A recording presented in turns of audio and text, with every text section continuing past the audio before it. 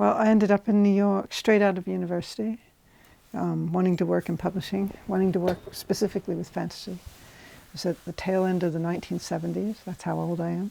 I was very young at the time, because I went to university young, so I was just barely hitting 20 when I came to New York.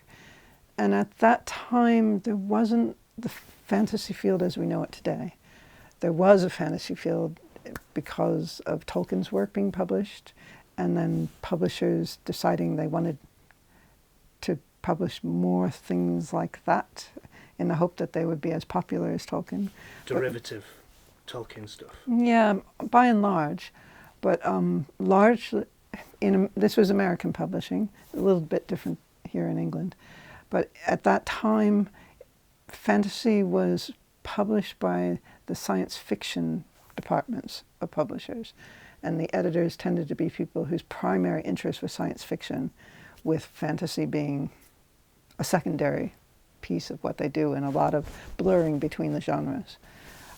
But there were some exceptions to that. Ballantine Books did an absolutely wonderful series, edited by Lynn Carter, that brought back some of the masterworks of fantasy, William Morris, E.R. Edison, all kinds of things that had been out of print for ages. And people of my generation, looking for fantasy, looking for things to read beyond Tolkien, came across that series, Sign of the Unicorn, and got a whole education in what the roots of our field were all about by reading these books. Sign of the Unicorn. Yeah, published in the 70s by Ballantine Books, edited by Lynn Carter. So when I arrived in New York, there were these pockets of fantasy publishing, but it wasn't the massive field it is today, and it was kind of seen as a poor country cousin of science fiction. And I got a job as an assistant editor with a science fiction department, based on the fact that I specifically wanted to do fantasy. I respect science fiction, but it's not my field. I wouldn't know how to edit it, because my whole background is in myth and legend and folklore, and I just wanted to work on fantasy. And a science fiction editor named Jim Bain gave me a job because he wanted someone to handle that fantasy stuff so that he didn't have to. Ellen Kushner had been in that job before me and left it in order to go write her first novel, Swords Point, which is the point at which Ellen and I became friends many, many years ago when we were both very young. And so I took over that assistant job and started editing the very small number of fantasy books that Ace Books was publishing at that time, and expanded that. And over the years I was there, which was through the beginning half of the 80s, I developed a separate fantasy program that had its own logo, Ace Fantasy, rather than being published under science fiction, and brought in a lot of what were then young and new authors, like Charles DeLint and Megan Lindholm, who's now better known as Robin Hobb, and Emma Bull, and just all kinds of people. That's really significant. Maybe we could talk about that for a minute, because that's the kind of beginning of urban fantasy, or a certain really high quality kind of urban fantasy with those guys you mentioned. Robin Hobb, who was then publishing under her own name, Megan Lindholm, wrote Wizard of the Pigeons, set in Seattle, which was... There's always been fantasy in cities, particularly if you look back in children's fiction. But what we think of now as urban fantasy really came to life in the 80s. And it was a number of writers who lived in cities were finding that their experience of the world in fantastic terms couldn't be completely captured by Tolkien-esque fantasy, by imaginary world fantasy, and how, particularly being in America, there were a lot of discussions between us about how do we create fantasy that reflects the world we grew up in, rather than trying to recreate Tolkien's world, which we know nothing about. We're not English. We don't live in Oxfordshire. We don't come from the Shires. So how do we reflect this quality that we love in fantasy, which uses myth and folklore, but and uses fantasy as a tool for speaking about what's numinous in life? How do we bring that into settings that are both North American and urban, or suburban, or rural American, but different than just copying Tolkien. And so the first book of that sort that I was involved with publishing was Megan Lindholm's War for the Wizard of the Pigeons, about gosh, this was a long time ago, homeless vet in Seattle who is a wizard. And then after that, Emma Bull's War for the Oaks, set in the music scene in Minneapolis, those were the days when Prince and all of that was coming out of Minneapolis, and she worked with the reality of that in her home city, combined with physical things. Yeah. Well, this is all way pre-computer. This is when, if you wanted to find your tribe as an artist, you had to go somewhere to find them. You didn't find them on the internet. You had to physically pick up and go somewhere. Charles Dillon started writing about story set first in Ottawa, which is the place that he lived, and then in an imaginary city based on cities like Ottawa called Newford. And the group of us, Emma, her husband Will Shetterly, Charles, Midori Snyder, Ellen Kushner, we created Bordertown, which was a city at the edge of between the human world and a world that's probably fairy, but it's never really fully defined.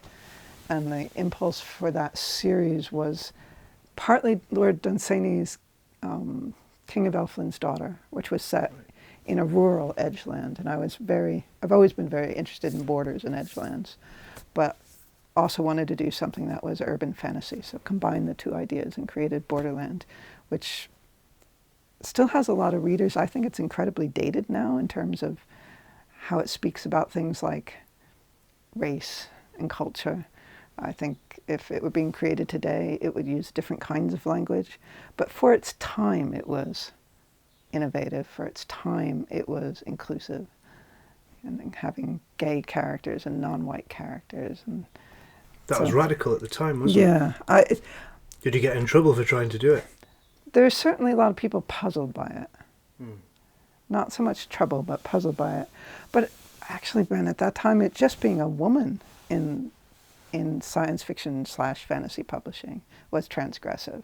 It was a very male field in America, and being a woman editor, a woman writer, that was the big struggle of our time, was getting more women and more gay characters and represented in the fiction. And today, and then it moved on to getting more people who were from non-white backgrounds or working class backgrounds. Always important to me because I come from a working class background. And then now it's moved into explorations of different ways of looking at gender.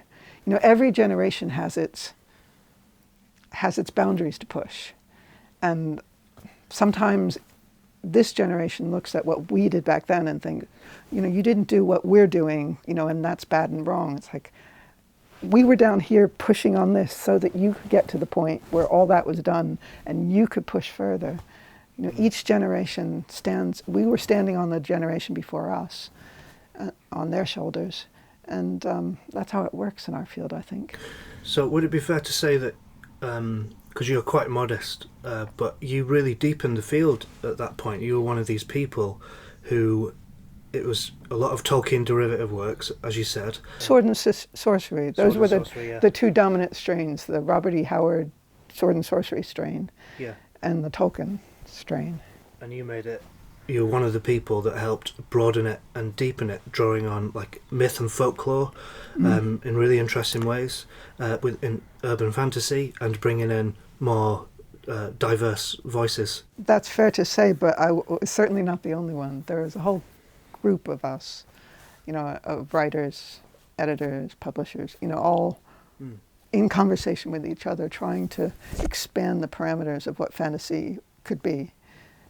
And because I didn't come out of science fiction and science fiction fandom, I came from a university background where I'd studied myth and folklore and fairy tale history. Those are the things I was very interested in exploring in different ways in fantasy. And so the writers that I was encouraging and publishing first novels by and first stories by tended to come out of that same broad interest in folklore, myth, and fantasy. So it gets into the 80s, and you've won various World Fantasy Awards for your work as an editor, and you start to get the itch to write.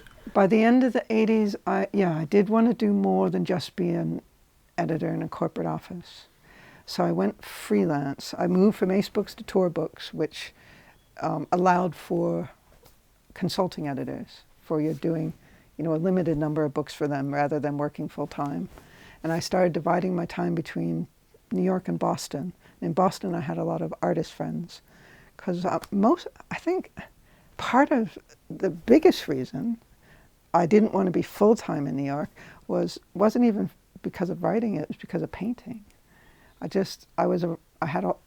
loved art. I loved being around artists. I wanted to spend time in Boston with my artist friends. So I rented a studio there and was going back and forth editing a lot of books for Tor Books then. A lot of the authors I worked with at Ace came over with me. So I was still editing. But in Boston, I started a thing called the Endicott studio for Mythic Arts. And Ellen Kushner moved up to Boston around the same time. She was working in radio. And we put on events and salons and exhibitions, and just we're creating a place for the mythic and the fantastic in this studio. But I was still part of the corporate world in New York. I was just going back and forth. Around the same time, I was asked to co-edit the year's best fantasy anthologies with Ellen Datlow, with Ellen handling all the horror and I was handling all the fantasy end. And that was another way to help shape the conversation, that we decided between us that we wanted to expand the definition of fantasy. So at least on my half especially, I was including works in translation, works from mainstream publications, just a very broad definition of what the fantastic could be. So there was Angela Carter and Gabriel Garcia Marquez, and right next to Jane Yolen and Charles DeLynn, and that was somewhat controversial at the time. There were people who didn't like it, people who did. Did they try and block it? There were some people who just were crabby about it in reviews. Nobody tried to block it. The fantasy field is nicer than that. But there were certainly people who felt that my definition of fantasy was so broad that I had kind of, it made it too diffuse, that genre parameters were good. And I disagreed with that. Is this where the idea of women destroy science fiction? Women destroy fantasy comes from? Yeah.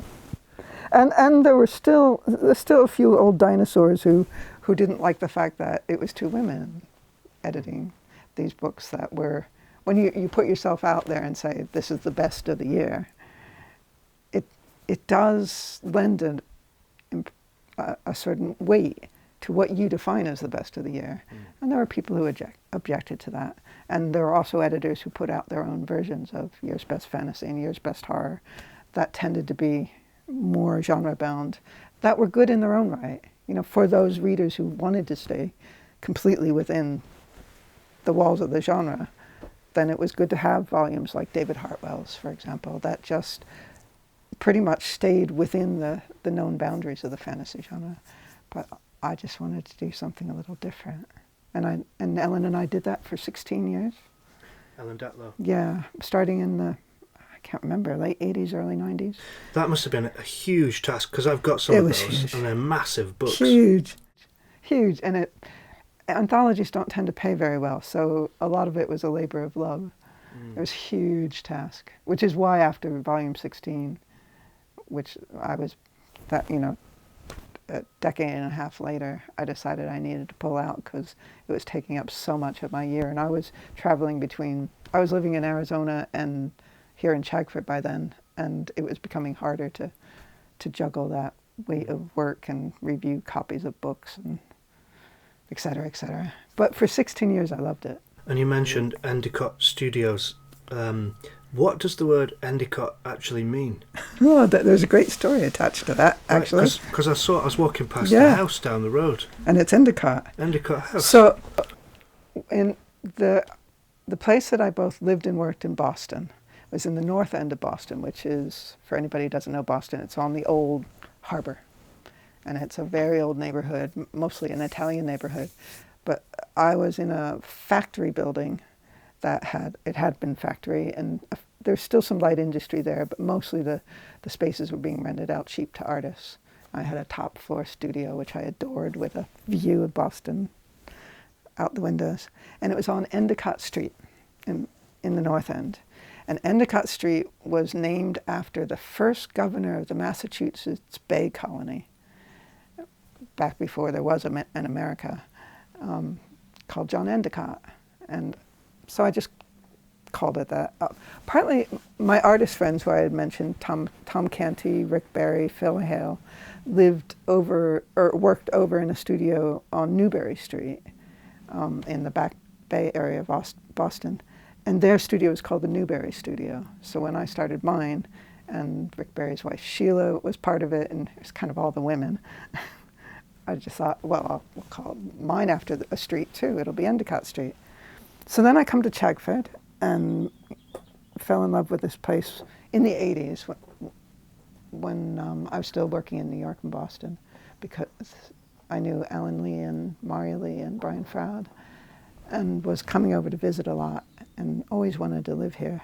And then eventually in the early 90s, I did come to live here 6 months a year for almost 20 years, going back and forth between here and, at that point, Arizona. Chagford being a village of wizards and hedge witches sequestered away in Dartmoor. Yeah, a little tiny village. So that's a different story, how I got here. But when I got here, I kept seeing the name Endicott around, and discovered that John Endicott, who was the first governor of the Massachusetts Bay Colony, grew up here in Chagford. The same guy? Same guy. No way. Yeah. How magical is that? That's called a synchronicity. Yeah. A coincidence with a wizard's hat. Yeah. And when I left Boston, so I was only in Boston until 1990.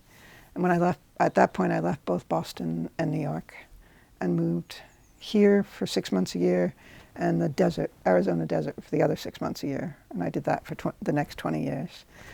But when I made that move out of Boston, it's about the time that I was starting to get used to computers, and decided, through the help of a friend in Arizona named Tom Harlan, to move the Endicott studio for Mythic Arts online, which was a radical thing to do then, because there were no blogging platforms. So we created an Endicott journal, the Journal of Mythic Arts, and every edition of it had to be coded by hand. So it was a real labor, but a lot of people helped. And a lot of the writers that I'd been involved with in New York and Boston, and through my editorial work, contributed stories and articles. And yeah, and the Journal of Mythic Arts still exists, and it's full of amazing essays. Well, it exists in archive. Online, yeah. Yeah, we stopped publishing it in 2011, I think. But people can read them right now if they want to. Some of the archives are still online, only not the full shebang. But you've got quite a few essays on there. Yeah. So you've been writing essays for a long time, yeah. On myth and folklore topics and fantasy topics. So that's where the Endicott Studio name, that then became associated with the Journal of Mythic Arts, started with an actual physical studio on Endicott Street, and then became an online studio for many years. Tell us about your transition into being a writer, because you put so much, you have to read so many like rubbish and mediocre stories to sift through to get to the good stuff, and you did it for so many years. So when did that start creeping in, the feeling of I've got my own stories to tell? Because when you can feel them in there, and they need to get out, and if they're not, then they will cause trouble. Yeah, that's very true. I think I've always wanted to be writing fiction. I find it very difficult to edit and write fiction at the same time. Because when you're editing, if you're a good editor, you have to take on the writer's voice to help, because you're helping them make their work as good as possible. You're not trying to impose your own ideas of what the work should be. So you need to kind of absent yourself in your own voice when you're editing and making suggestions, and try and take on their voice and their perspective as much as possible. You have to silence your own voice. Yeah, I think the best editor is invisible, should be utterly invisible. And so I've always found it hard to edit and write at the same time because I'm so subsumed in other people's voices when I'm editing. That it's part of why I have so little fiction published, because I've done a lot of editing over the years.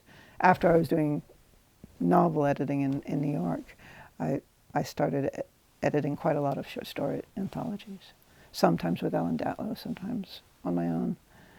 And I tried to write at the same time, but it was very difficult. I did get The Woodwife done and some children's books, and nonfiction I don't have the same problem with. That's why there are so many essays. For some reason I find that easy to write no matter what else I'm doing. But with fiction, so I'm finally writing another novel now, and it's because I've stopped editing for a while. But it took a long time before I could get into a financial place where I could do that. This novel you're working on now is The Moonwife, which is the sister book or the sequel to The Woodwife, a kind of spiritual sequel. It's a spiritual prequel because it takes place in Victorian times, but it has connections with characters in The Woodwife, and there are actually at least 2 more books after this one that will also be connected, going from Victorian times up to the present. Great, I'm excited for it because I read The Woodwife, and it's there's nothing really like it. It's set in Tucson, Arizona, in the desert there, and when people who have not been to a desert think about a desert, they'll have a specific image in mind. But there are many, many different kinds of deserts, and they have their different voices and atmospheres. And that one's very specific, isn't it? The Sonoran Desert. I've never been there. What is it called? It's called Sonoran Desert. It's on the Arizona-Mexico border. Yeah, well, and it's very beautiful. You can feel the spirit of it in The Woodwife. And I know that you're for a long time you've been into the nature writers. Yeah. And so could you talk about like the importance and influence of those nature writers for fantasy in general? Because you think fantasists should read these guys. Well, for people working in the kind of area, fantasy is a broad church, so some people are going to get nothing out of the nature writing. But the area of fantasy that I love the most, which is the mythic and folkloric, is all grounded. All these stories are grounded in the land, and by reading nature writers and engaging with our own natural surroundings, I think we can bring a lot to the fantasy field. And the kind of fantasy I'm most interested in right now, I would say through the 80s and 90s I was most interested in fairy tale retellings, inspired by Angela Carter in particular. And then when I moved out to Arizona in the 90s and here, and I started living a much more rural life, immersed in nature, these 2 big landscapes, the Sonoran Desert, which is a big landscape, Dartmoor, which is a big landscape.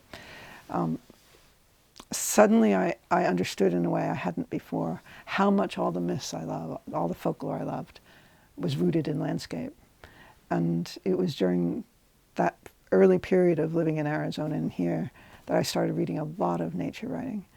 There was more of it in America than there was here. It was still very few nature books being published here then, but there were so many great Western nature writers, Barry Lopez and Terry Tempest Williams, and just so many amazing people writing in America right then, and David Abrams. And that work profoundly influenced me as a writer, as a thinker, as a person, and all of it went into The Woodwife. So what I'm trying to do with this new book, The Moonwife, is that this one is set in Dartmoor, in a village very like Chagford, at the edge of the moor. And I wanted that same quality of using fantasy to present a numinous version of the landscape. I want to do with this book for this part of my life here in Dartmoor. And that's one of the ways these 2 books are connected. this is a numinous place. You've mentioned this word a few is. times. You know, some people will know what it means, but some people won't know what numinous means. It's a tricky word to try and describe. We don't want to pin it down, do we? But it feels like it could be a fancy way of saying magic. Tolkien uses it he takes the place numenor from the word numinous, right? Numen. It's like something to do with soul and spirit. That in relation to landscape, it's that sense of a spirited landscape, of there being a magic or a mystery that's not codified. It's not, oh, this is Wiccan, or this is Christian mysticism, or it's just that sense of the more than human world containing wonder.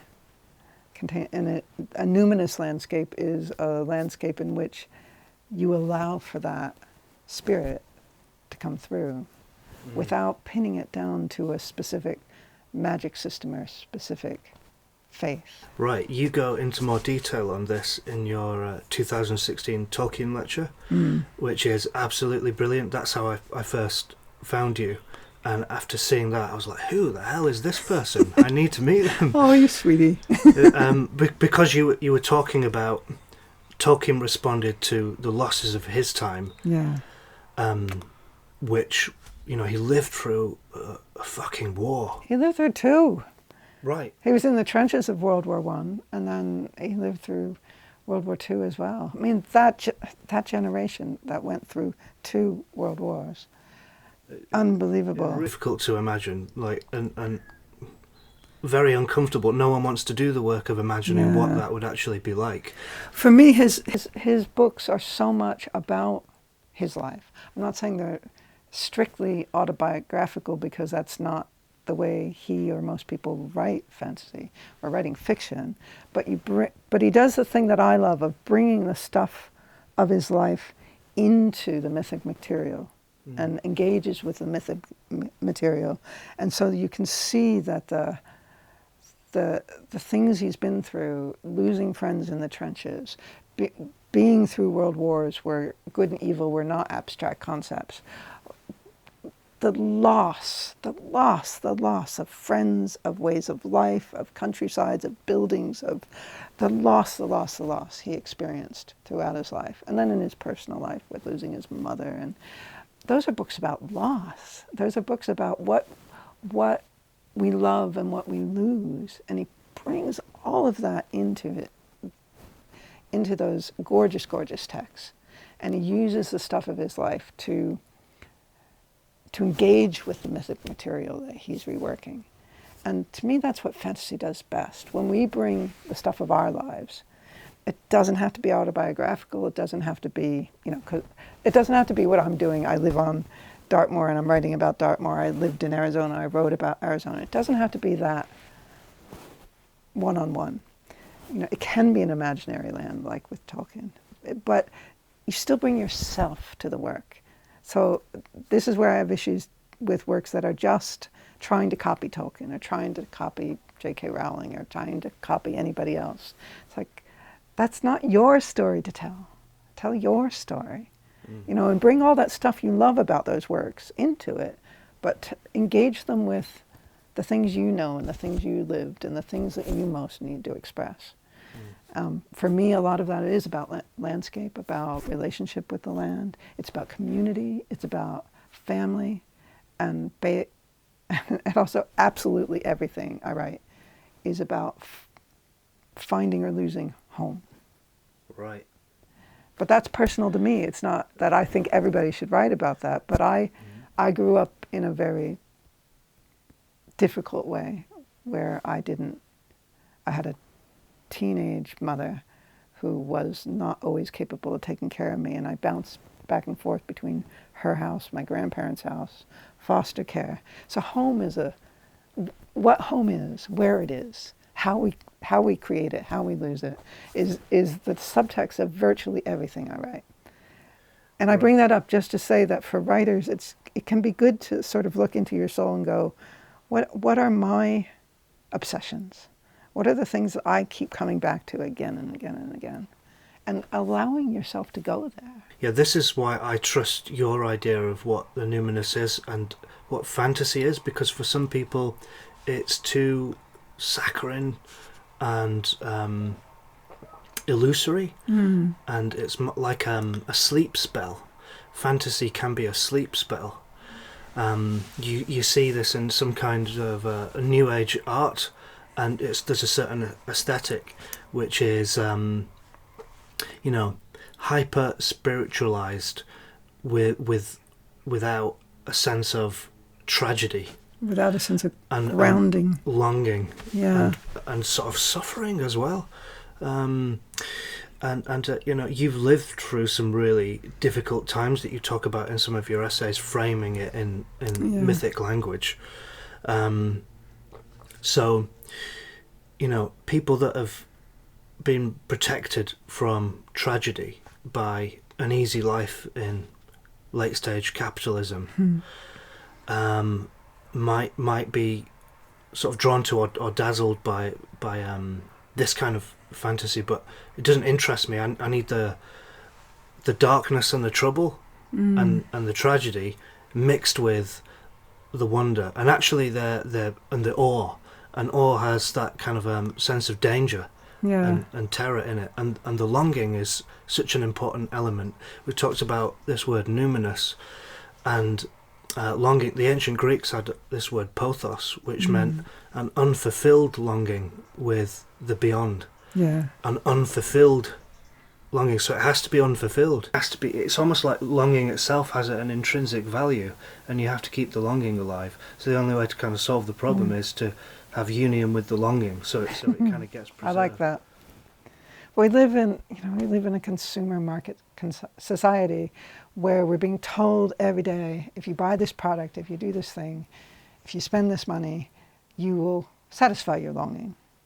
And that is how the correct way to live, is keep buying the products to satisfy those desires. And there are people who write fantasy that way too.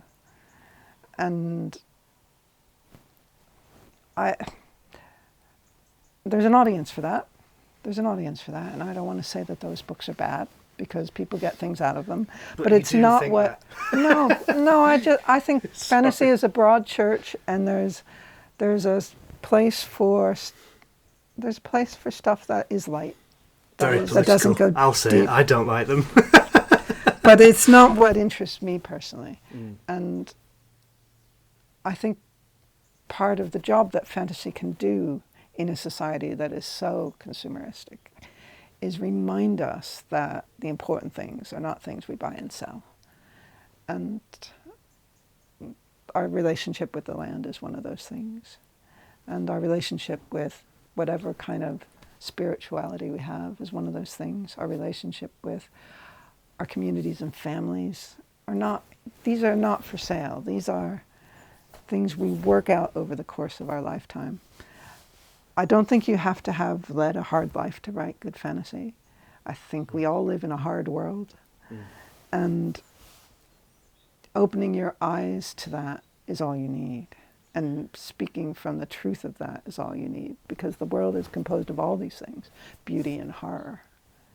So you say we live in a hard world. Some people would not agree with that. I agree with it. But there's also the thing to remember of we are protected by late stage capitalism. Who knows how long that will last? But it's kind of a comfortable bubble where we've got central heating and Madagascan custard and all this, and Netflix. Oh, I wouldn't deny that those of us in the West live privileged lives. No, but it's not. It doesn't give you a deep quality of connection with life, with mystery, with the intrinsic magic of the cosmos, with breath. People don't even remember that they're surrounded by an ancient life-sustaining invisible substance that holds our voice and thoughts and stories and all communication. In the past we did. The air was a living body. Yeah. And that's like psyche, that the Greek word for soul is related to that, to breath, breathing, atmosphere, David Abram talks about that. The forgetting and remembering of the air is his essay on that. I love his work on the air, and drawing on Navajo and other ideas of the breath of life being sacred, that is life, is the breath. So when we're talking about numinous fantasy, this great phrase that I've stolen from you of fantasy rooted in the numinous qualities of myth and landscape, that carries all of this stuff in it that we're talking about now, about the sense of soul and the atmosphere of as a living body that is not only a material thing that can be mapped and understood through chemical composition, but it's mysterious. It's a great mystery. Yeah, and you mentioned in that essay that if mystery is dead, then fantasy is dead. I absolutely believe that. So mystery is crucial. Mystery is crucial, and I believe that in life too. That we human beings are so arrogant, thinking we know everything. Of course we don't. The universe is much bigger than anything we can imagine, and being humble in the face of mystery is important for living, and embracing mystery when we're working in a field as potent, as full of archetype and magic as fantasy. For me, it dies if you map out every magic system. If you just turn it in, you make magic like a recipe. Do this and this and this, and then you get that sword, and you get that. Just that's dead for me. The mystery, the wonder, the things you don't know, the fact that you're going into a fantasy, you're going into places that are unfamiliar. You're going into the great unknown. Ursula K. Le Guin talks about this, about how fantasy, like poetry, like certain works of psychology, takes you into these wildly unknown places, and those places are dangerous and they transform you. She said fantasy should never be too safe, and I agree with that. Mystery is very much what it's all about for me. And you quote Ben Okri as well, and you saying that writers should not be too tame. Yeah. They need to be a bit wild. Yeah. All my favourite writers are. Give us some encouragement to be uncivilized. Suggestions. We certainly have too much encouragement to be civilized in a way that's very divorced from the earth. And in the same way that in Tolkien's generation and the ones who came after, Alan Gardner was a child during World War II, Susan Cooper, for them the great subject of their time was the war. And it informed what they wrote. They've all talked about that. For us, the great subject of our time is climate change. It's the fact that we could lose this beautiful planet. We could use human life on this beautiful planet. That's certainly something fantasists should be addressing. Maybe not all fantasists, but those of us who care about nature, mystery, the numinous. This is our great topic. And as you were talking then about being uncivilized and wild in writing, responding to that because the world is wild. Yeah. I look past you onto your bookshelf there, and I see a book called Rebel Writers, and that's what my eyes landed on. So you think this is a good thing, to be a rebel writer? Yeah, I do. Who I think of as a real good example of that, and this is outside the fantasy field, is Jay Griffiths, with her book Wild, Kiss, Pip Pip, and the slim new one she did. Is it called Rebel? But she has a way of even just using language that I find wild and exciting. She pushes language to its absolute limits sometimes. And if the wild of nature could be bottled into a sentence, that's her writing. I'm really curious of how one could do that with fantasy. There are some people who move in that direction. I think Robert Holdstock did that in his Mythaga Woods series. I think in a poetic way, Patricia McKillip did that. But I'd love to see the fantasy equivalent of J. Griffiths or Terry Tempest Williams or Dave Abrams. I'd love to see writers in our field pushing in more into those areas. What about Ian Sinclair? Have you read his work? He writes about London in a kind of animistic way, where the city is. I find it very exciting because you don't have to be writing rural fantasy or wilderness fantasy to be bringing these ideas into the genre. I agree with you. But urban fantasy went through a funny little journey, because in the 80s, when it became most known as a term, there are disputes among academics about when urban fantasy officially began. But as it became accepted as a subgenre in the 80s, those early urban fantasists, like Charles DeLint, were very much looking at how you bring nature and nature-based folklore and that numinous quality into city settings. And then in the 90s, I think largely due to the popularity of Buffy the Vampire Slayer, the end of urban fantasy that was about supernatural creatures and very often about detection and monster fighting, that sort of took over the genre. So what we call urban fantasy today, a lot of it has lost that numinous quality. And it's almost a different thing altogether. It's not bad, it's just different. But for me, Ian Sinclair brings it back to, but let's bring mystery back into the cities, because more of us on this planet now live in cities than in beautiful places like this. So we need to bring a love of nature and a love of connection with the land. Desperately, we need to bring that into urban settings. Yes. So talking about, we're in the sixth greatest extinction period in the history of the planet, and it's never been precipitated by human beings before. So we've never been in this situation where we've got multiple interconnected existential risks. I mean, any one of them is enough to just kind of crush you. Yeah. So, as I'm saying it now, I'm keeping a kind of intellectual remove. Yeah, because it's so overwhelming. Yes, yeah. It's not just that either. And I've got children now, and so I'm thinking, what world are they going to live in? Because we've got AI-backed social media spinning everyone into their own reality distortion fields, where political polarization is amped up, and the question of what is real becomes, Alan Moore talks about solvate coagula, the culture's turning to steam now. That's just one, but there's all this mad weaponry, almost like a dark democratization of weaponry, with drones carrying like ridiculous explosives onto nuclear power plants, and we've got CRISPR, we can edit genes. We're demigods, or we're gods now. Well, you brought up before, flagged up my use of the word hard, that we live hard lives, that even the most privileged among us lives in the middle of this. We have created a hard world.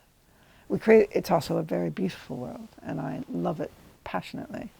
But the things that I love the most are under threat. And these, for me, we all live in this overwhelming possibility of loss, of life itself, of the world itself, of our culture, of our landscapes, of everything that makes, for me, life worth living. Of our families. We've got families in Chagford now who have come here from Ukraine because they can't live in their own land because of all of this craziness going on. The world is it's always been. There's always been something that has made the world a hard place. This is, for our generation, this is ours. To add to that, it's a kind of schizophrenic situation where all this darkness exists, but it's sort of outside the bubble, and you still get your Madagascar custard and your Netflix. But is this your central heating? This isn't. While the scale of the threat to the planet in nature is bigger than we've known before, the other generations have also. You read the writers who went through the wars or went through, their own catastrophes 100 years earlier. There's always been a mix of horror and getting up and having your breakfast. For certain people, not everybody. Some people are right in the midst of the horror, but it's... Whereas the difference is the scale of it. We didn't have nuclear weapons 100 years ago. The scale of it is... Or artificial intelligence or genetic manipulation. But if you were in World War I or II, the scale was so much greater than previous generations. For each generation, the ante gets up. Yeah. So we're not the only generation to deal with existential horror, is what I'm saying. That's true. And I take strength in that. I love, as you can see by my shelves, I love reading biographies, diaries, journals, and I get strength from reading the journals of artists and writers, particularly other women, who lived through some of these horrors, and still wrote, and still painted, and still did their bit to bring beauty and wonder into the world.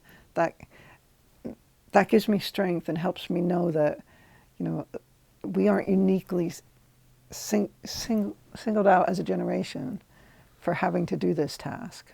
It seems like a good place to talk about tradition as a living force then, because I feel like if you don't have allies and a kind of a community of people who are working for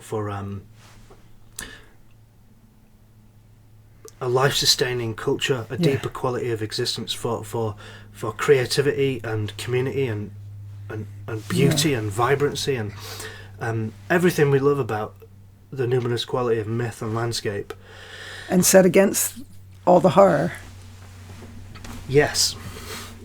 Then you can just feel completely adrift in the world with, up against what Allen Ginsberg characterized as Moloch, the biblical demon that eats its children, which is kind of the fabric of the entire modern world, advanced capitalism. And it's done some great things. We've got lots of useful things that make our lives easier. Blah blah blah. We all know that, but we're surrounded by them, and I feel like my experience has been growing up in really unusual, beautiful, numinous situations, in being born into a travelling circus where there was never much money. It was like really kind of working class artists trying to struggle and do something good, and then being brought up in Hebden Bridge, which is full of gay folk and artists, because all the houses were cheap, and working class people. So you've always known community. Yeah, and that sense of vibrant, creative action. Yeah. As like a way of life.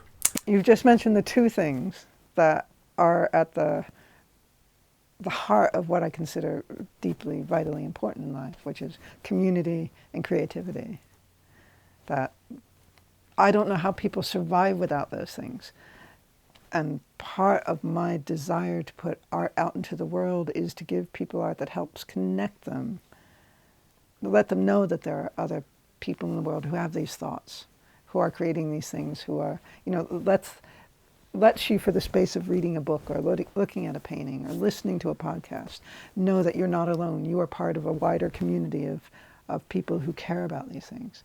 Because for me, growing up, finding books and paintings, and I found those before I found the people. That was my bridge to finding my tribe. And we all need a tribe. For sure, and I feel like a big reason why we do is because the sense of magic and mystery and depth and vibrant creative community is a kind of suppressed and commodified. And my experience, after that numinous childhood, you assume the rest of the world is like that, and it isn't. And there's all these motorways, driving down here from the north of England. I've just been sort of dominated by the experience of being crammed into this vehicle, which is an incredible thing, along this strange grey channel, with electric lights and all the badgers and hedgehogs and deer and all the animals, the ghosts of the animals that don't exist anymore that once did. I can't see them, or if I do, it's roadkill on the floor. Shopping centres and industrial estates and sort of grey, soul-killing stuff. Right, soul-killing. part of what I go to art for. I mean, I'm very privileged at this point in my life to live in a beautiful place and in a community, but I haven't always. And that's when I feel like I'm in the midst of just the soul-killing stuff that human beings have created in this world. I turn to art to remember what beauty is, what community is, what magic is. Can we elaborate that then? So within fantasy literature, you have your sense of influences, and maybe we can talk about them and then connect it like broader to artists and maybe some creative scientists and other folk as well. But just starting with mythic fiction and fantasy or imaginative literature, you have a sense of like roots into the romantics, into the salon writers, French salon writer, fairy tale writers. Could you talk about that? Some of those people, those names. That's part of the tradition that you're working in. I do believe in tradition. I like being part of a long conversation that started centuries before my birth and hopefully will go on centuries after. You know, we're just sort of passing these stories on. And an important part of my journey has been finding the women who were in that conversation, because that are not in The Lord of the Rings. Yeah, because particularly in the time that I came of age, it was still a very, it's still a sexist world, but not compared to what I grew up in. And it was really important to me to have a female lineage that I could count as my own. So discovering that, even though we popularly think of fairy tales in terms of Charles Perrault's stories from 17th century France, the Grimm's brothers from 19th century Germany, that actually these stories were passed down primarily by women, and even in published versions, Charles Perrault was just one of a wide circle of published fairy tale writers. In Paris, the large majority of whom were women, and who knew each other and went to the same salons and read each other. So they're part of my lineage, you know, and their stories were passed down, lost for a little while because fairy tales came to us through Victorian editors, and even there, a lot of us know fairy tales through the Andrew Lang colored fairy tale books, the pink fairy tale book, the blue fairy tale book. Very few people knew until recently that those books were actually edited in partnership with his wife, and his wife had a huge influence over them. So even even though I think of the Victorians as funneling things through a more male tradition, and that's why we think that these stories have come down to us just in male-edited editions, there are all these invisible women even behind those books. So I like being part of that tradition. And I hope that there will be people 100 years from now, 200 years from now, if I'm not so lucky as they're reading my books, they might be reading someone that I've edited and worked with. I hope in some way I'm taking care of these stories and passing them on to whatever form of retelling is going to be important in the decades and centuries ahead. Yeah, and we were at a conference in Glasgow recently, and Marina Warner gave a great hero talk. Of mine. Yeah, one of many great talks there, but she was talking about Leonora Carrington, who is another one of yours. Yeah. Leonora Carrington and her best friend Remedios Vero, both surrealist painters. Leonora was English, Remedios was Spanish, and they both ended up in Mexico during World War II, and they were best friends. Another reason I love them, I love their art. I love the fact that they were witches. They believed in magic. They created spells. They put their magic into their art. Leonora Carrington also wrote, and so there's a lot of things that I love about their work, but one of the most important things is their friendship. For me, in my life, my circle of women friends have had more of a profound effect on me than just about anything else. My life has been made possible by a circle of important women friends. And so when I see examples of women friends in history, these friendships so often get written out of history. And I know they're there because women have always been like this. And so they're an example of where the friendship was documented. It wasn't written out of history. And I love the two of them for their work and for the way they influenced each other. Remedios Vara was something of an influence on a character of mine in The Woodwife. She's not exactly the same person because my character is Mexican rather than Spanish, but I think they would have run in the same circles. And who are these Scottish witches, coven, that you're interested in? Well, there's Jessica King. They're part of the arts and crafts movement, the Glasgow girls in the arts and crafts movement at the turn of the century. Produced a lot of women artists and crafts people who, some of whom were very magic oriented, some of whom were just, may not have been, but used a lot of myth and folklore in their art.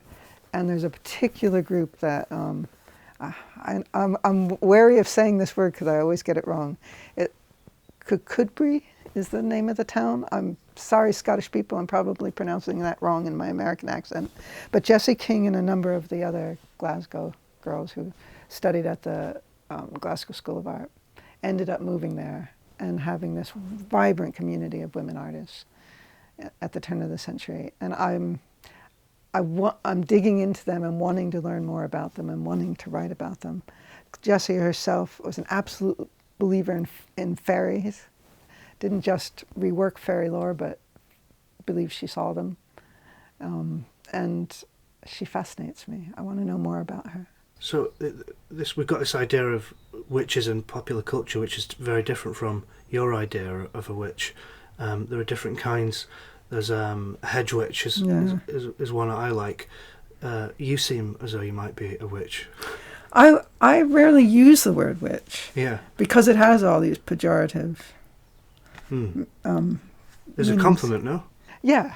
Well, I would be happy to be called a hedge witch. But there are some people use witch to mean a very specific thing, like being involved in the Wiccan faith, and that I don't claim. No, it's nice to be a bit looser with it, I think.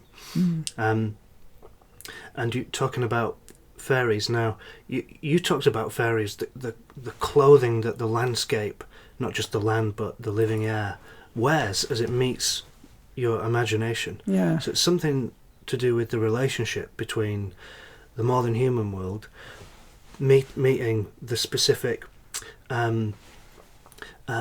lens that a human being is, with its unique senses, which are very different to a crow's senses or an amoeba's senses. And they all can perceive what's a witch's favourite tree or herb. Like a rowan tree. A rowan tree, right. They all perceive the rowan tree very, very differently. And it's interesting to imagine what that would be like. That's kind of the shamanic practice, I suppose. Yeah. But no one perspective is true. So there's something there that's a rowan tree. And we think we all know perceive what it is. It differently. Right. Yeah. So this, for me, when I realised that, it really started to loosen things up. And it reminds me of that saying by William Blake, to the man or person of imagination, nature is imagination. So it's like imagination's not something just inside your brain. You're inside imagination. Modern physics go along with that we create what we see. Right. That it's not just static, that we're co-creating the universe. I think there are a lot of physicists out there who are on the edge of physics that say similar things but in a scientific language. And a favourite example is the double slit experiment, where the electron changes from a particle to a wave, depending on if there's a observer or not. Yeah, exactly. So electrons are kind of like fairies in a way, yeah. mercurial exactly. Little beings. So, but this sense of being in imagination, and I think John Vervaeke, the cognitive neuroscientist, likes to call it distributed cognition, which is resonant with a lot of David Abrams' work. Yeah. And so this idea, or that collection of ideas, that body of knowledge, is really useful in, one, loosening your mind, which has probably been ossified by normal culture, and two, getting a sense of what fairy actually is. Because I don't think that they're actual beings like squirrels or, part of the biota. They're different kinds of creatures that are real, but not in the same way as a badger or a beaver. Squirrel. Well, we're sitting in Chegford, and up the street is my neighbours, Brian and Wendy Froud, and good friends who I've worked with for years. Brian has very clear ideas of what fairies are. And he's certainly the leading expert on the fairy world in this century, in this country. For me, my ideas aren't that firm. I like mystery. I like the idea that things exist that we use human language and human stories to talk about these phenomenon, but that's not necessarily what they are. That's just what we use as a metaphor to talk about things that we have no other language for. So we use stories, we use imagery that is human created. So for me, a nature spirit could be called a fairy, could be called a deva, could be called all sorts of things, could be called a nature spirit. But what is it actually? Is it just a particle that has a little spark? Is it something in science we haven't discovered yet? But there is this numinous quality in nature, which you can clothe with all these wonderful stories and images from folklore as a way of speaking about it, relating to it. But is that the only shape it takes? Is that the truth? I'm not interested in the truth. I'm interested in poetic and metaphoric truth, which is that there is wonder, there is mystery. And this is one way of walking up close to that mystery, but you can never get close enough to see it fully. And so often, particularly, I worked on some fairy books with Brian and Wendy, and we went on a book tour in America, and everywhere we went, people wanted definitive answers. What are fairies? Do you believe in them? And Brian is very happy to answer those questions. And I kept saying, those questions are too cut and dried for me. They are mysterious. How can I answer? All of this is mysterious. They're left hemisphere questions. Yeah, about something that is not left hemisphere, that is elusive. Its very quality is that it's elusive. So don't even ask me if I believe in fairies. Just, I believe that there's magic, I believe that there's mystery, but I don't know what those things are. I know what my experience of them are. But I don't know what your experience of them are, or if you have an experience of them. Well, I'll tell you one. I was in the woods a few years ago in winter. Was it winter? It might have been autumn.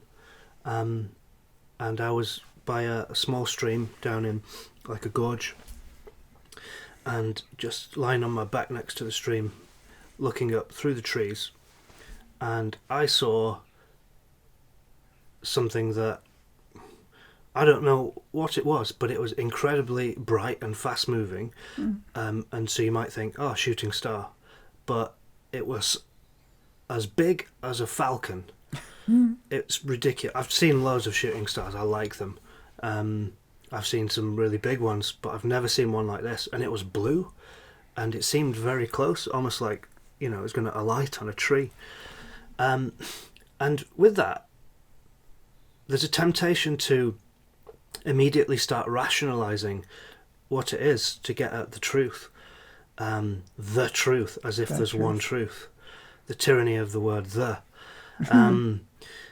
But really, like my friend said something great, which is essentially what you're saying. So you don't want to collapse the electron into one thing. It's yeah. it should be multivalent, because that's what the world is like. Like we were talking before about the rowan tree. Yeah. It has many different realities and truths according to the unique quality of attention and sensory perception. And some of those truths are paradoxical. Some of those truths you'll find shouldn't be able to sit side by side because they would appear to cancel each other out, and yet somehow they do sit side by side. That's the Jung like to call that the tension of opposites, and that was a very important idea. Now it seems like if you want to be taken seriously as sort of an academic, then you need to avoid doing that, avoid contradicting yourself. But actually, contradicting yourself is quite good. It's quite useful. Yeah. It's a trickster way. Yeah, I'm a great believer in paradox and trickster, as you know. Yes. I'll tell you, I studied myth and folklore in university, and then I went to New York and worked in fantasy. And while I've always had, as anybody who knew me back then would say, a mystical bent, I would still, if you would ask me then about fairies and magic, I would say it's metaphor. I work with it as metaphor. And, you know, is magic real in the world? I don't know, but I work with it as metaphor. And then I went to the desert. And when I lived in the desert, I had dear friends who were Tohono O'odham, the desert Indian tribe closest to Tucson. And I started going to ceremonies with them. And I did a lot of ceremonial work over 20 years. All kinds of ceremonies, sun dances and peyote meetings and all sorts of things. And during that time, I experienced what could only be called magic. Could only be called magic in the real world. It wasn't my mind making a story. It was real things that I thought existed only in story and fantasy books. And that's what shifted me into this notion that the world is numinous, and that we use fantasy not just to give it a numinous quality, but to as a language for acknowledging the luminous quality. I'll give you an example, because that was all very vague. I mostly don't want to talk about That's very wise. Ceremonies, because they're sacred. And this is going on YouTube, so you can't give them too much. No. And also, it's not appropriate. You don't take people into the sweat lodge or into the... so this is when a ceremony was done. I was doing a Hambaleche, a vision quest on the side of a mountain in Tucson, above Tucson, for 4 days. And my Tohono O'odham friend, who's a medicine man who had put me up on the mountain, at the end of the 4 days, so the ceremony is done. I'm not talking about what happened when I was there alone for 4 days. It's fasting. Yes, on a mountainside. So you're not eating... Not eating, not drinking, just praying and drumming. Which puts you in an altered state of consciousness. A very altered state. So I'm not going to talk about what happened during the ceremony. But when it was done, he came to fetch me and bring me down off the mountain. And there was a little valley underneath where I was sitting. And he was coming up through that. And for those 4 days, I've been watching on the other side of this valley a hawk. And it's a male hawk and a female hawk. And they clearly had babies they were feeding. I never saw them, but they kept coming in and giving food to these babies. And my friend came up this little valley and saw the hawks, and he squatted down on the ground and started singing. And as he had come into the valley, the male hawk was agitated about his presence. They'd have forgotten about me, because I'd been sitting there on the other side, not bothering them for 4 days. They'd totally forgotten about me or didn't mind me. But as he came through, they were agitated. So he knelt on the ground and he started singing. And the hawks quieted down, and then the male hawk flew down and perched as close to him as you are sitting next to me, and listened to that song. And when he finished singing, the hawk flew back to his brood. And as we were coming down to the mountain, I said to my friend, what was all that about?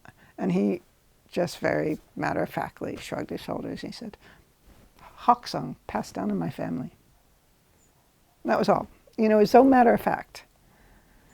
And these things exist in the world. It's normal to them. Yeah, and it changes your idea of what you're writing. When you're writing fantasy and you have the privileged experience of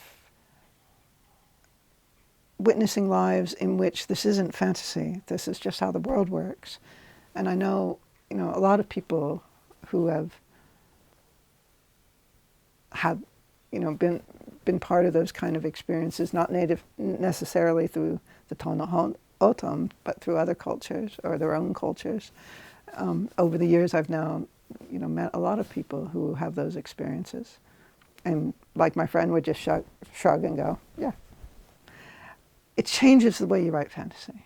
It's no longer just metaphor. It is metaphor, but you're also conscious that the world is so much more mysterious than we know.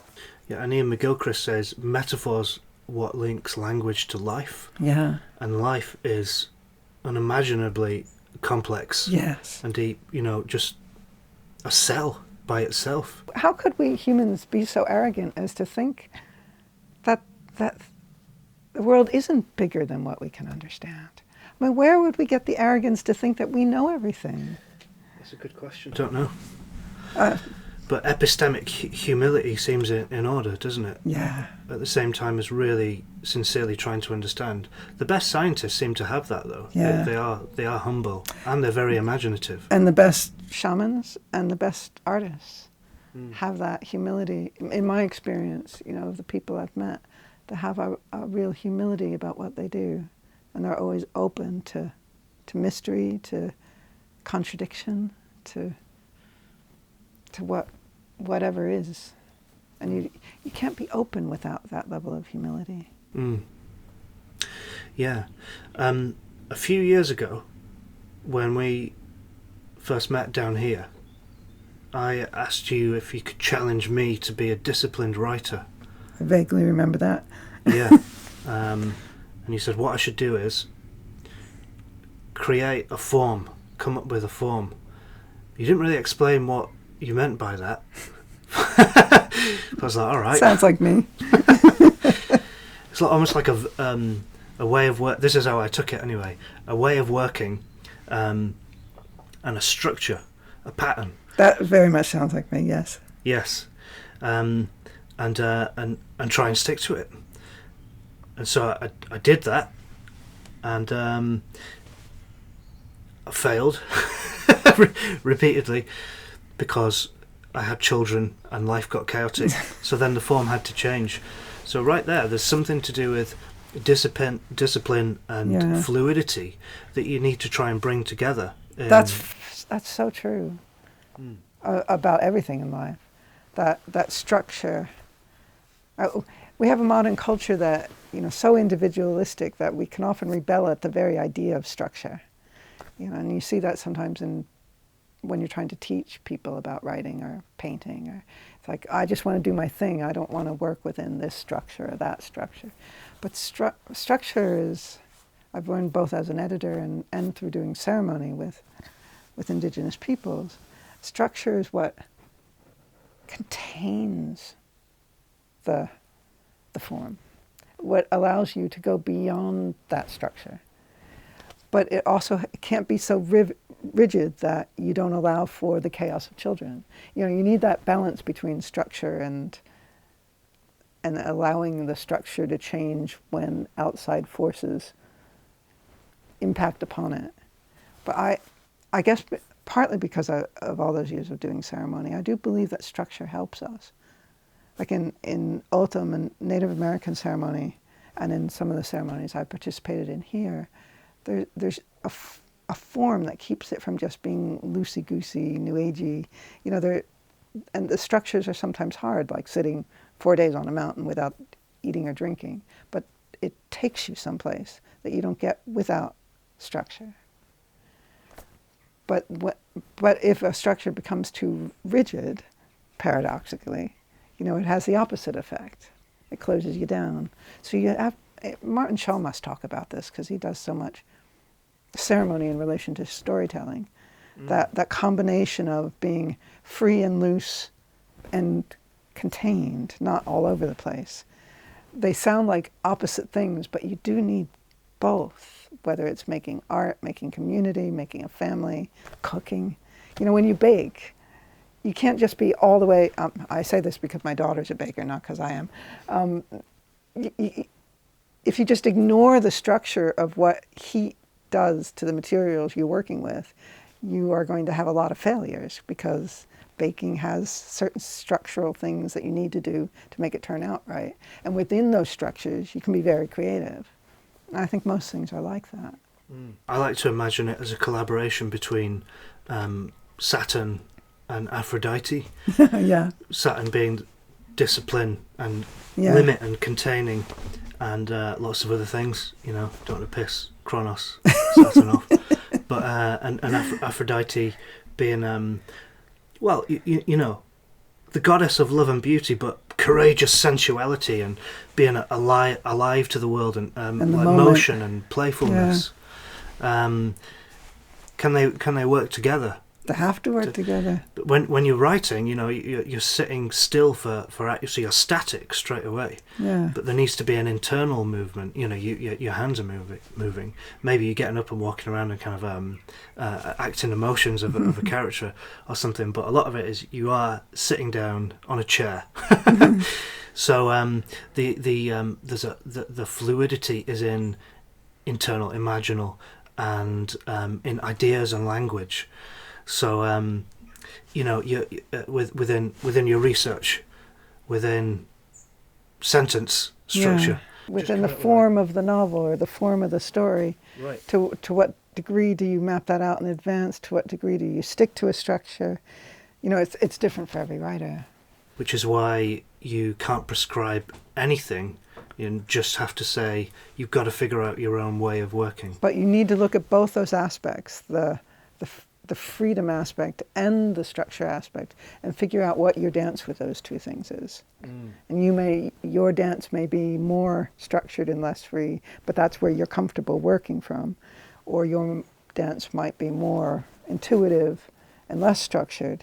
But I don't know if I've ever met somebody who's completely at one end or the other who has managed to get anything done. Yeah, rare. Yeah. This is sort of a reframing of the gardener and the architect. Yeah. The architect that plans everything out in advance, blueprints everything. The gardener just plants seeds, scatters them, see what's going to grow. Yeah. Much more improvisational. But I like imagining it mythologically as a collaboration between Kronos and, I like that very much. And Aphrodite. But this is neither of those are tricksters, and so when you throw the trickster into the mix. All right, so talk about the trickster, because you've done a lot of living trickster and researching and trying to get to know trickster. Well, and my husband works with the trickster archetype. He's a dramatist. He works with trickster archetype quite a lot because he does comedy. He does fooling and commedia dell'arte and Punch and Judy puppetry, and it's all trickster archetype. So, and when you work a lot with any archetype, that energy tends to come into your life a lot. So we have a lot of trickster stuff going on in our lives, sometimes a little too much. But trickster is that paradox. Trickster dances on the borders between worlds, Trickster mythologically can cross over borders between the living and the dead, between one world and another. Trickster can be destructive. Trickster can also be a firebringer, a world changer, a hero. Trickster is always this mix of things. The one thing Trickster does is shake things up, and that's considered sacred, that it shakes us out of our preconceptions. In Hopi ceremony, there's a saying that ceremony doesn't start until somebody laughs, because you just need to break down the seriousness of what you're doing by its opposite. Or I've been to Sundance ceremonies where you've got these men and women dancing in front of the sacred tree over 4 days, no food, no water. And then the clown comes out, the sacred clown, waving Gatorade in their face. You know, that's Trickster. Just being outrageous, being contrary, being the heyoka. And we have them, tricksters in all cultures. In European culture, it's the jester, the fool, the one who speaks truth to power, the one who's at the court one night and sleeping in a pigsty the next night. And this is an attractive archetype. It's a very interesting archetype, and my husband embodies it completely, which can be tricky to live with, but is interesting. So as you know, he's on a pilgrimage right now of strolling mummers, and they're walking 250 miles from Oxfordshire down to Land's End in Cornwall. Mummer. What's a mummer? Mummer is an old form of folk theatre. It's very stylized. The play they're doing is St. George and the Dragon, and it's got stock characters, a bit like Commedia dell'arte. St. George, the Dragon, the Virgin, and it's all quite ritualistic. It would have been, if you think of Shakespeare's rude mechanicals, in the past it would have been done by people who were not professional actors. They were villagers, they were rude mechanicals at certain times of year going from village to village or house to house. And it's at the roots of things like Commedia dell'arte, which is when these troupes of actors would have become professional actors. But they took some of those stock characters and turned it into commedia. So for him doing this mumming pilgrimage, because Commedia dell'arte is his specialty, he's finding it interesting to look at how the mummers are a rougher early version of that.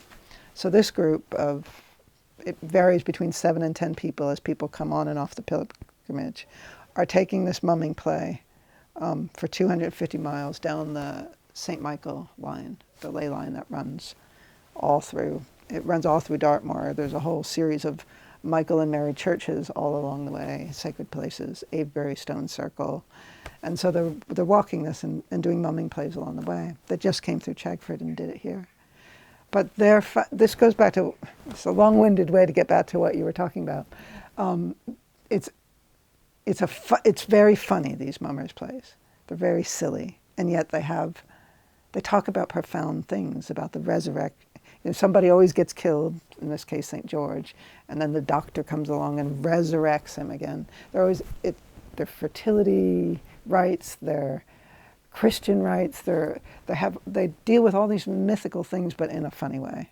Right. And so in this journey, they're doing this dance between having it be very structured, in that they had certain places they were meant to be on certain dates.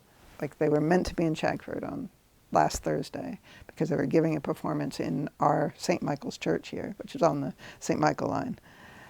But there were also many days where they had no structure, where they knew the route they were going down the Michael line, but they just found places to perform spontaneously, and found places to camp spontaneously, and found places to eat spontaneously.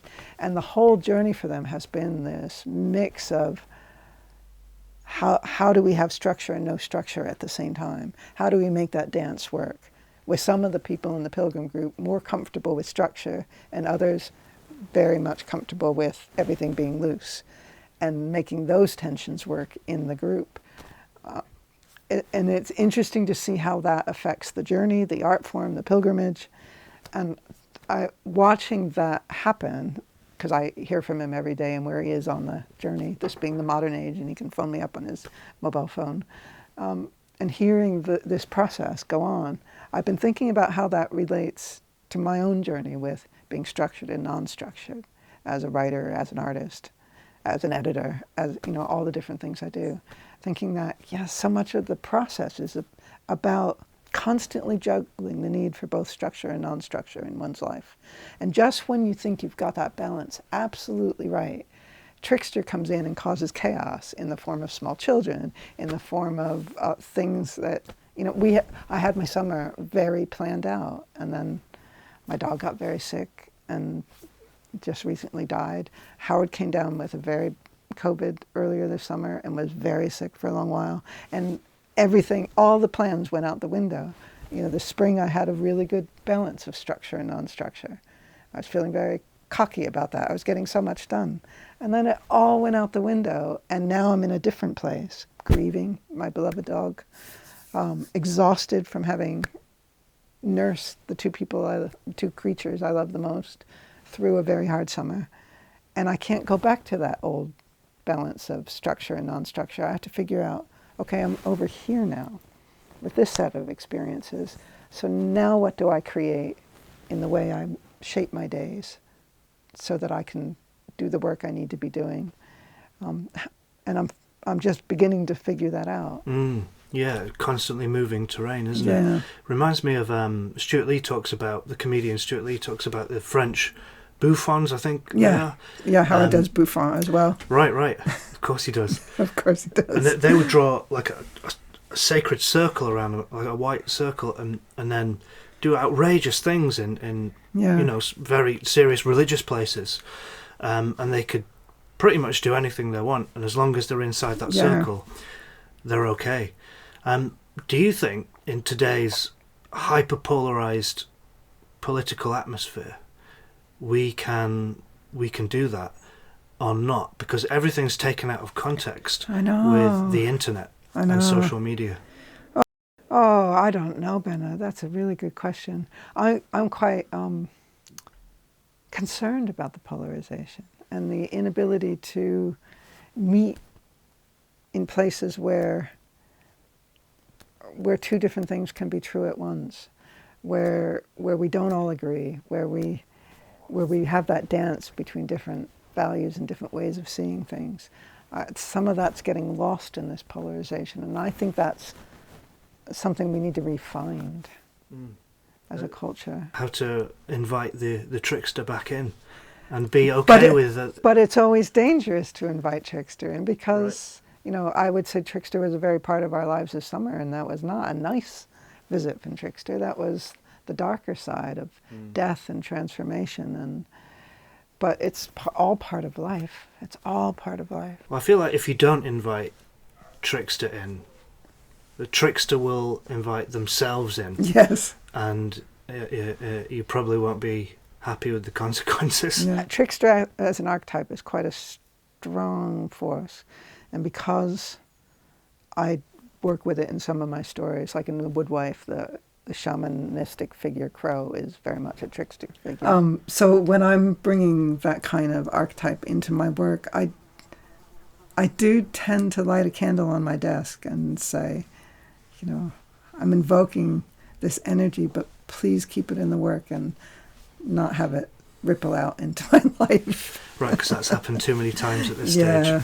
Well, I like the phrase, W.H. Auden phrase, we're lived by powers we pretend to understand. Yeah, I love that. And those powers are the archetypes, and the pretending is all knowledge we've ever got about them. Yeah.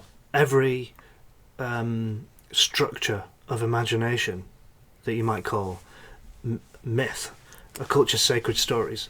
All cultures throughout history have had myths, and you can imagine those as structures of imagination, and they're giving body to these powers that these archetypes. What the hell are they? There are certain recurring patterns that are in human life and human culture is formed by the more than human world and the broader cosmos. So it seems like they are, whatever the hell archetypes are, they're in the world. The hell. Yeah. And we're lived by powers that we pretend to understand. We're lived by them. And it feels to me like I have a sort of a fantasy that people working in our field of fantasy literature and mythic fiction will be mythically literate. Yes. And so they'll be more aware of that. But this doesn't seem to it's not always be the case. And what I blame for this is technology. No, I blame AI-backed social media and the way it's spinning people into just reinforcing the same worldview. So you're in an echo chamber, and the echo chamber's just so intense in its ability to intensify and tighten a particular worldview that some of the fluidity and understanding of other points of view can get lost. So I worry about that in our field, which is the field of misfits and broken people, who the most kind of suppressed and denigrated people historically. Fantasy and speculative fiction is naturally a home for them, because fantasy literature is the most denigrated and disrespected sort of field of literature. It is not outsider literature. Yeah. Some people wouldn't even allow it to be called literature, or they would frown on that. So on the one hand, I feel a kinship with anyone who is drawn to fantasy and mythic fiction, and on the other, at times, the echo chamber, because of AI-backed social media, worries me about that thing of an awareness that well, how do you stop yourself becoming lived by powers you pretend to understand? You have to have awareness of those powers, right? It's another one of those paradoxes, because you're going to put this out on the internet. You're going to put this film out on the internet. There are ways to use the internet to... Well, I don't have to. Yeah. But there are ways to use the internet to create conversations that move away from that polarization. And then there are ways to let the internet use you and slide you into polarization. And I think, like any powerful force, powerful tool, we have to use it wisely and consciously, and each of us choose how we use it, rather than let it tell us how it should be used. Because it is dangerous when misused. That is it's a concern of mine, what social media is doing in terms of polarizing our specific community, the science fiction fantasy community. But also, on the flip side of that, the paradox of that is I also see and experience it making community. So I think if we stay conscious about these contradictions and try to shape it in better ways, we just have to stay conscious and keep saying this is an evolving form, and try and push it in more nuanced directions, rather than just give it up to commercial forces to be used to sell us things and pull us apart. Yeah, because if you care about mystery and the numinous world and a deeper quality of life and community and a vibrant creative existence, then you need to engage in counterculture in some way, right? Because otherwise you're just being devoured by Moloch, by the forces of commerce. But any artists or anyone with a small business is forced now to use social media, and if they don't, they've pretty much got no chance. You can think of a couple of tiny exceptions, but by and large, I think that's true. So we have to use social media now. So let's create it as a force for good, which is, I know that's pushing against a very large force that's pushing back, but we do need to do that. You've been doing this quite well over a long period of time.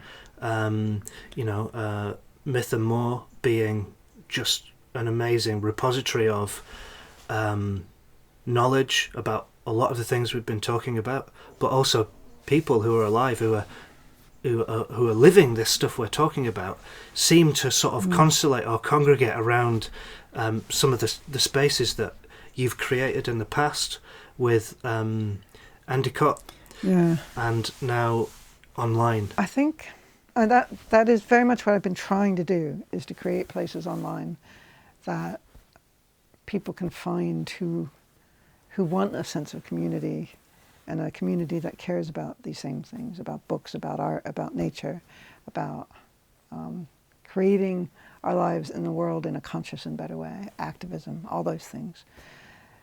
Because not everybody has the benefit I have of living in a physical community where I can get that when I walk out the door. But I remember what it was like growing up in a place and time where I couldn't find community. In my day, you had to leave your hometown and go to the city and physically find it because there was no internet. There's a value in that journey. I think we've lost something by the ease with which we can find communities online. But I think because my initial experience of finding community was that physical journey, I try to put a bit of that quality into the stuff I do online, and always feel it's important to encourage people to not just live online. That if somebody reads something I write and then goes for a walk as a result, that makes me happy.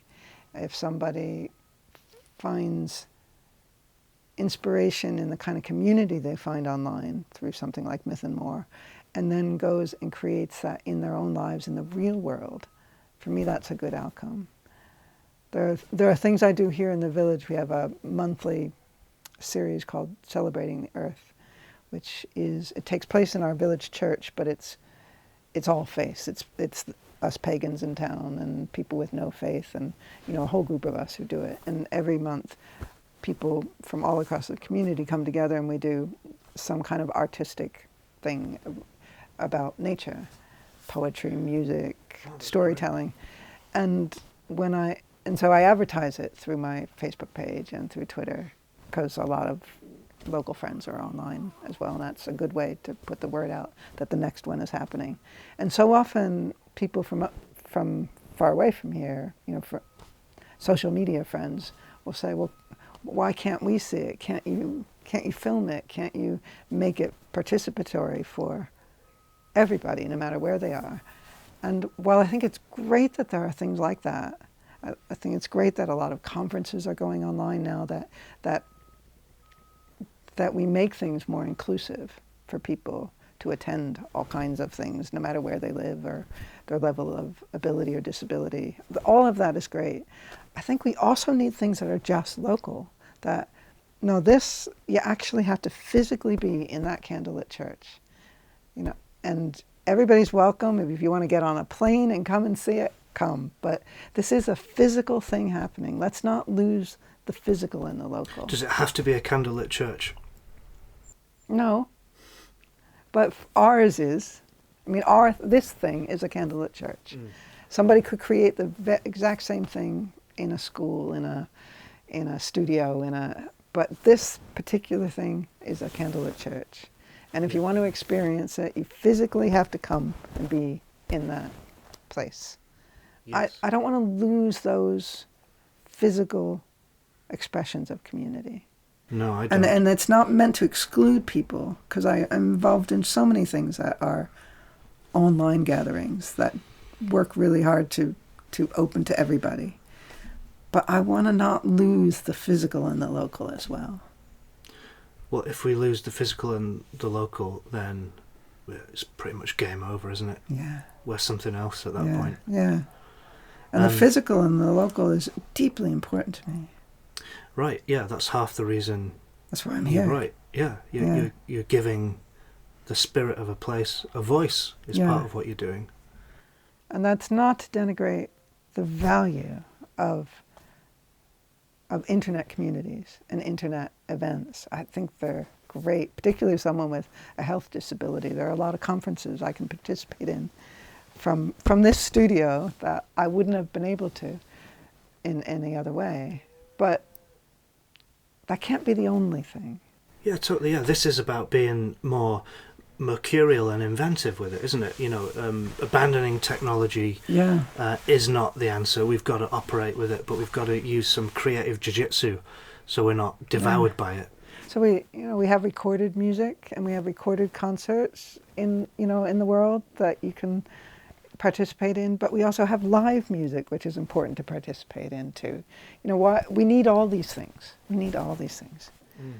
And the live quality of living in a community, walking this land, I paradoxically, I share all that by taking pictures, writing about it, and share it with people who don't live here. But the fact that it begins in the local matters to me. Yeah, and this is connected to the dark forest of the internet idea, which is the most vibrant, creative, countercultural things are now going on in places where they're not photographed and put on Facebook or TikTok, because that damages them. They're intentionally dark, and often not even online. They are online. The dark forest of the internet is pockets of quiet, dark spaces that don't perform themselves and try and get more followers and likes. They're intentionally closed and quiet, but physical spaces that are doing the same thing. And this makes me think of this idea that I'm calling like the mycelial college, which is like, I think it's a fantasy of mine, but I think it's rooted in reality. And that's that Schumacher College is a sort of wizard school for adults, right? But it's a big institution with a big building that it's a small institution that has to deal with bureaucracy, and they have to maintain a large grounds. There's a lot of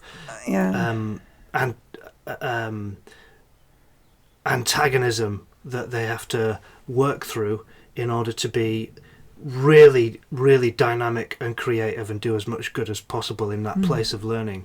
And I know learning is very important to you, and fantasy is riddled with schools, magic schools, places of learning, and they're really imaginative places that you kind of want to be in, you want to be a part of. And when you got to your liberal arts college when you were younger, that had the feeling of that, didn't it? Yeah, it really did. Do you think there's any truth in this idea of Schumacher is what it is, but there's also maybe the spirit? You can take the spirit of Schumacher, which is learning increases your sense of awe and appreciation and understanding for the wonders of life, in all its many disciplines. You could take the spirit of that and imagine it as a diffuse mycelial college where you have many different people scattered across the British Isles and further afield that are working in that same spirit, and they're part of the same tradition that has connections to the animistic tradition and connections and roots in the mythopoeic tradition, and they're not always aware that they are part of the same community or mycelial college. I'm sure it is happening in an unconscious way. It'd be nice to have connections between those different groups strengthened. And you're talking about places centers of learning that are in place, not online. I'm talking about the kind of thing that you've been doing in your life with physical places and online places. And you can do it Robin Hood style in the woods, or in a big institution like Oxford University or Pembroke College, where you get the talking lecture. I want all these things to happen. I want them all to happen. The physical in place, the online, the hybrid. I want it all.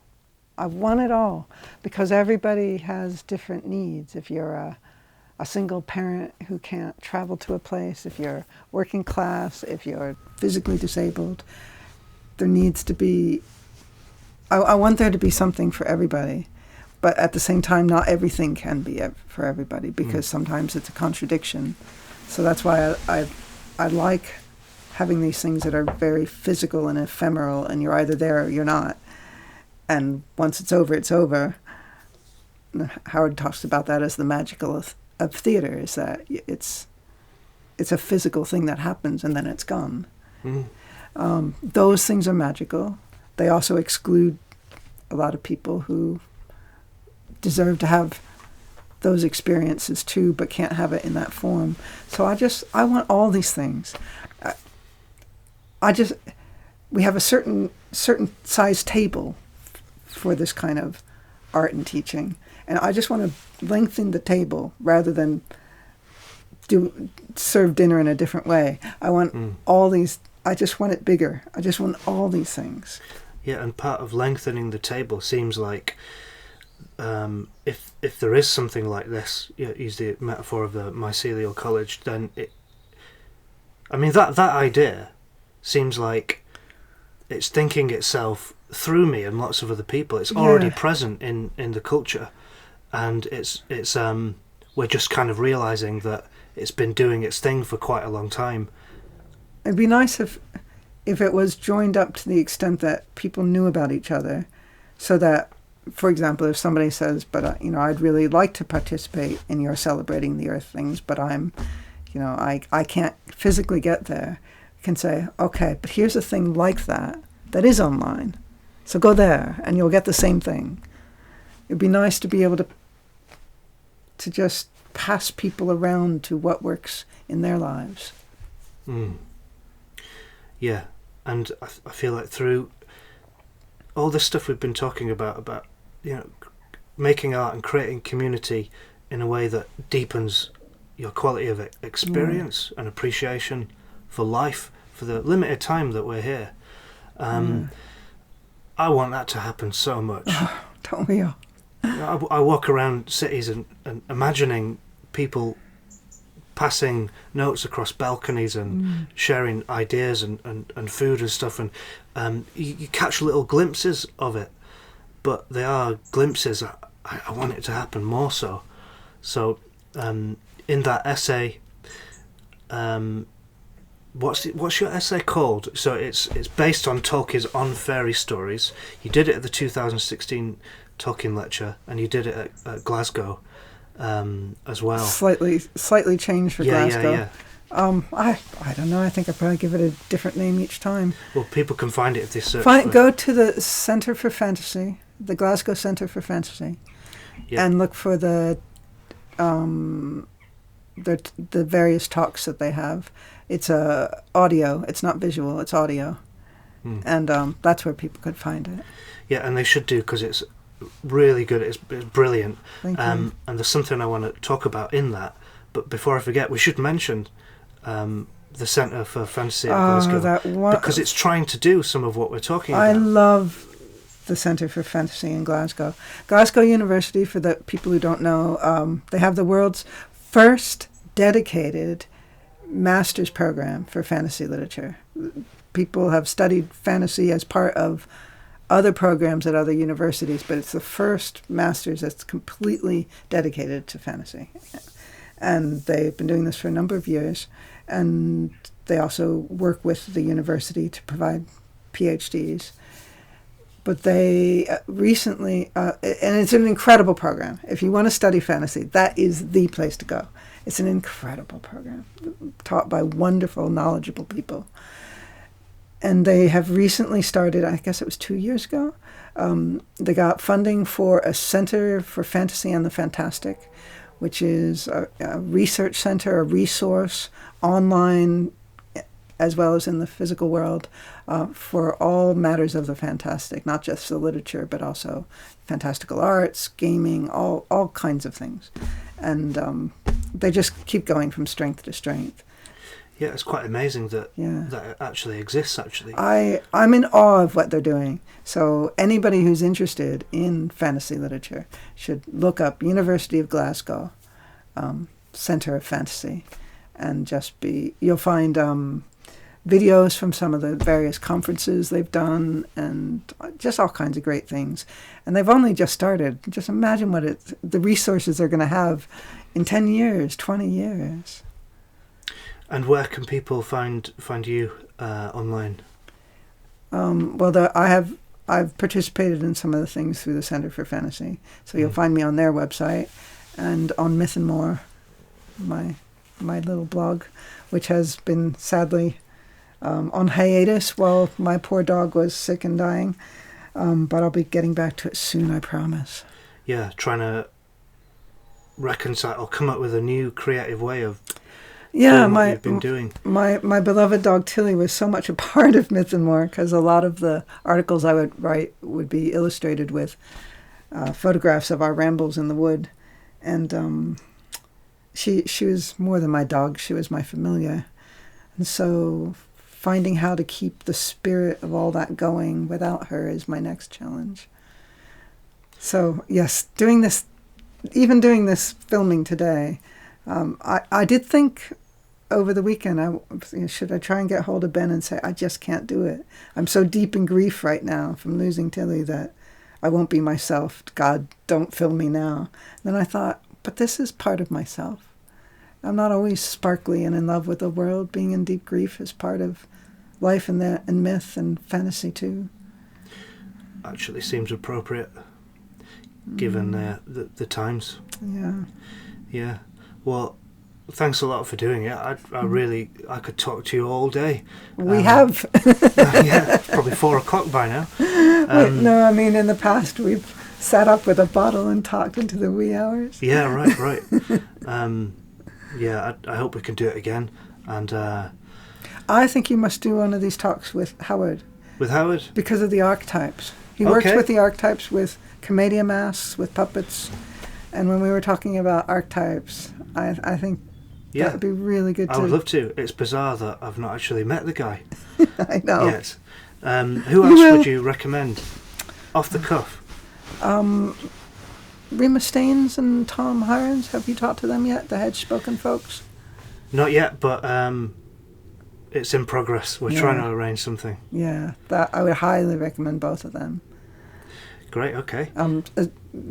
They're not, I mean, separately now, because they're... Yeah. But this is one of the ways that the mycelial college can grow itself, is by people recommending the person I talk to next. Okay. This little YouTube channel, it'll be a tiny contribution, hopefully, to making that more of a reality. And so I'm following my nose and my intuition here. That's how I met you. Up late one night, just stumbled across your 2016 talking lecture and thought, this is amazing, I need to meet this person. And here we are. We're sort of friends now, aren't we? Yeah we are. So I would recommend Rima next. Rima, okay. And Tom, Rima for art and all the amazing things she does, Tom for all the storytelling and poetry. Yeah, I'm a bit familiar with both of their works. You've published with the Hedge-spoken Press. Yeah. Great. Yeah, great people. Okay. Rima is next. Right, good chatting with you.